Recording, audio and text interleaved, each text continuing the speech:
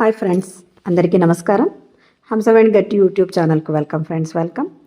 ఇంతవరకు ఎవరైనా నా ఛానల్ని సబ్స్క్రైబ్ చేసుకోకపోతే please subscribe my channel masters. ఈరోజు మనం అదే అసలైన స్వేచ్ఛ, ఈరోజు మరో అవకాశం, జీవితం ఒక కానుక అంటే దాని గురించి తెలుసుకుందాం ఫ్రెండ్స్. సుఖ దుఃఖాలు మన జీవితంలో రెండు భాగాలు. సుఖంగా ఉంటే అలాగే ఉండాలి సుఖం అని అనుకుంటాడు. బాధ కలిగినప్పుడు మనిషి చాలా బాధపడతాడు. అంటే అది మనిషి స్వభావం కదా ఫ్రెండ్స్. మంచి చెడుల విచక్షణ భావము ప్రతి ఒక్కరికి ఉంటుంది. కానీ సత్యం అనేది ఒకటి ఉంది. మంచి చెడులకు అదేమీ అతీతమైనది. ఆ సత్యం మన హృదయాలలో నిక్షిప్తమై ఉంది. దానికే మీరు సుపరిచితులు కావాలని కోరుకుంటున్నాను ఫ్రెండ్స్. సమస్యలన్నింటికీ ఎవరు మూల కారణం అంటే మనమే ఫ్రెండ్స్. కష్టాల్లో సమస్యలు మనము చాలా కూరుకుపోయినప్పుడు మనం పొందిన వాటితో మనం కోల్పోయిన వాటితో మనం జీవితాన్ని ఏం చేస్తూ ఉంటాము? బ్యాలెన్స్ చేస్తూ ఉంటాం. అంటే బేరీ చేస్తూ ఉంటాం. అవి ఉన్నప్పుడు ఎలా ఉన్నాము, లేనప్పుడు ఎలా ఉన్నాము.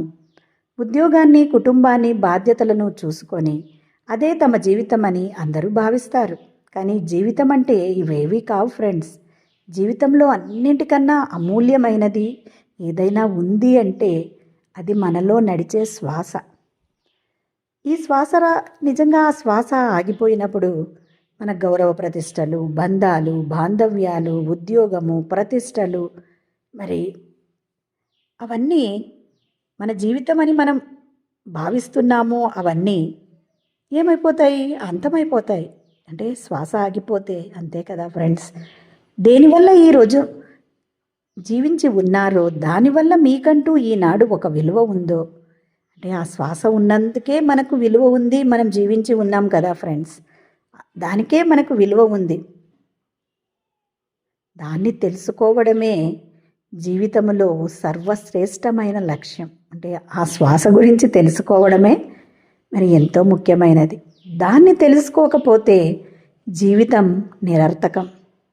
జీవితం ఉన్నందువల్లే సమస్యలు ఉన్నాయి. మనిషి సమస్యల నుండి తప్పించుకోలేడు. మనకున్న సమస్యలన్నింటికీ మూల కారణం ఎవరు అంటే మనమే ఫ్రెండ్స్. అవన్నీ మనము సృష్టించుకున్నవే. ఈ ప్రాపంచిక నియమావళి అందరికీ సమానంగానే ఉంటుంది. సమస్యలనేవి అందరికీ ఒకలానే బాధిస్తాయి. వాటన్నింటికీ కారణం ఏమిటి అంటే మనిషి తన భుజస్కంధాల మీద అనవసరమైన భారాన్ని మోస్తూ ఉంటాడు.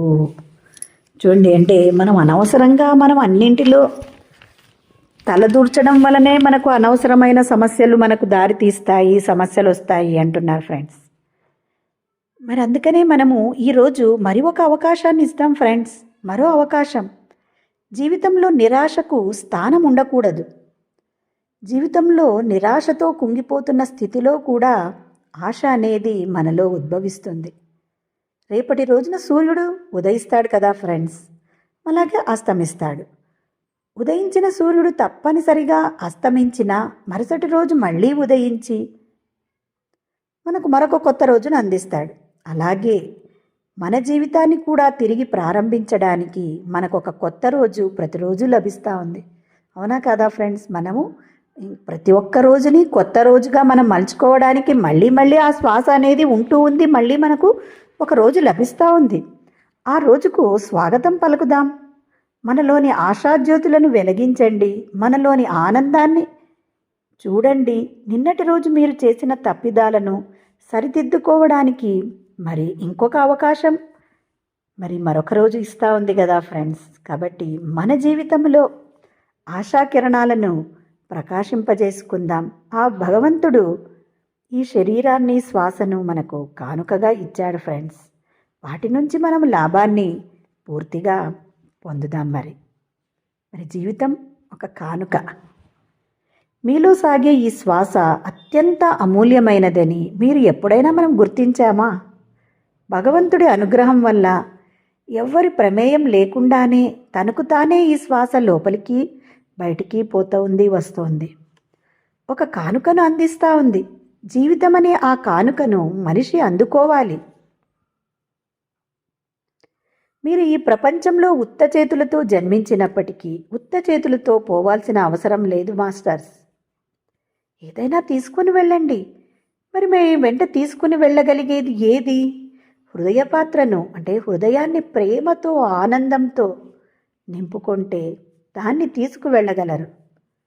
చూడండి, ఎప్పుడూ కసి, ద్వేషము, పగ, అసూయ ఇతరుల పట్ల ఉంటే మనం ఏమీ తీసుకొని పోలేం ఫ్రెండ్స్. మనము ఈ జన్మలో ఎంతమందిని బాధ పెట్టామో, ఇప్పుడు ఇప్పుడు చేసిన ఈ చేత్తో చేస్తే ఈ చేత్తో అనుభవించాలి అన్నట్లు ఇదే జన్మలో మనం అనుభవించవచ్చు ఆ కష్టాలను, లేదా మడి వచ్చే జన్మలో అనుభవించాల్సిందే. కాబట్టి మనం ఏం చేయాలి? ఎప్పుడు మన హృదయం ప్రేమ, వాత్సల్యము, దయ అనేవి మన హృదయంలో ఉంటే వాటిని మనం చనిపోయినప్పుడు తీసుకొని పోగలమని ఎంత చక్కగా చెప్తూ ఉన్నారు ఫ్రెండ్స్. అలా మనం గమనిస్తే అవి తీసుకొని పోగలము అంటే మన జీవిత రూపురేఖలే మారిపోతాయి ఫ్రెండ్స్. ఆ మార్పు మనకు బయటకు కనిపించకపోవచ్చు, కానీ మనలో ఎంతో మార్పు వస్తుంది ఫ్రెండ్స్. మన శ్వాస గొప్పతనాన్ని మనం అర్థం చేసుకున్న రోజున మనల్ని మనం తెలుసుకుంటే సందేహాలకు స్థానం లేని స్థితిలో జీవితాన్ని కొనసాగిస్తాం ఫ్రెండ్స్. మనలోనికి వచ్చిపోయే శ్వాసతో మనకు అనుబంధం అనేది ఏర్పడితే ఎప్పుడూ మన జీవితం మీద మనకు ప్రేమ కలుగుతుంది. మనం దాన్ని అసలు గమనించడమే లేదు, పట్టించుకోవడమే లేదు. మన భౌతిక జీవితంలో ఎప్పుడు మన చుట్టూ ఉన్న పరిస్థితిలో లీనమైపోతూ ఉన్నాము, లేదా ఇంకొకరి మీద పగ, ద్వేషంతో ఊగిపోతూ ఉన్నాము. వాటితో మనకు వచ్చేది ఏమీ లేదు ఫ్రెండ్స్. గమనించాలి, వయసు అయిపోతూ ఉంది, మనం ఎప్పుడు పోతామో ఎవ్వరికీ తెలియదు ఫ్రెండ్స్. ఎప్పుడైతే మీకు మీ జీవితంపై ప్రేమ కలుగుతుందో అప్పుడు మిమ్మల్ని మీరు స్వతంత్రులుగా భావిస్తారు. అదే మీలోని అసలైన స్వేచ్ఛ. చూడండి ఫ్రెండ్స్, అసలైన స్వేచ్ఛ అంటే మన మీద మనకు ఎప్పుడు ప్రేమ కలుగుతుందో, మనం ఎప్పుడు మనల్ని మనము స్వతంత్రులుగా భావిస్తామో అప్పుడే మనకు అసలైన స్వేచ్ఛ. మరి ప్రతిరోజు మనకు జీవితం ఒక కానుకనిస్తూ ఉంది. ఆ కానుకను మనము వ్యర్థం చేసుకోకుండా ఫ్రెండ్స్, మరి ఒక కొత్త రోజు సూర్యుడు ఉదయించినట్లు మన జీవితంలో కూడా ప్రతి ఒక్క రోజు మరొక రోజు వస్తూ ఉంది. కాబట్టి మన హృదయాన్ని ప్రేమ, దయ వాటితో నింపుదాం. మరి మన శ్వాస ఆగిపోయినప్పుడు మనం వాటిని తీసుకుని వెళదాం ఫ్రెండ్స్. Thank you friends. మరి చక్కగా ధ్యానం చేసే పద్ధతి ఏది మాస్టర్స్? మరి ధ్యానం చేయడం అంటే మనము సుఖాసనంలో కూర్చోవడం, పైన కూర్చున్న వాళ్ళైతే కాళ్ళు రెండు క్రాస్ చేసుకోవడం, అలాగే కళ్ళు రెండు సుతారంగా మూసుకోవడం, మన సహజమైన శ్వాసను గమనించడమే ధ్యానం ఫ్రెండ్స్. ధ్యానం ఎంతసేపు చేయాలి? మన వయసు ఎంత ఉంటుందో అన్ని నిమిషాలు తప్పకుండా ధ్యానం చేయాలి ఫ్రెండ్స్. మరి ధ్యానం చేద్దాం, ఆనందంగా ఆరోగ్యంగా జీవిద్దాం friends. Thank you so much. Hi friends.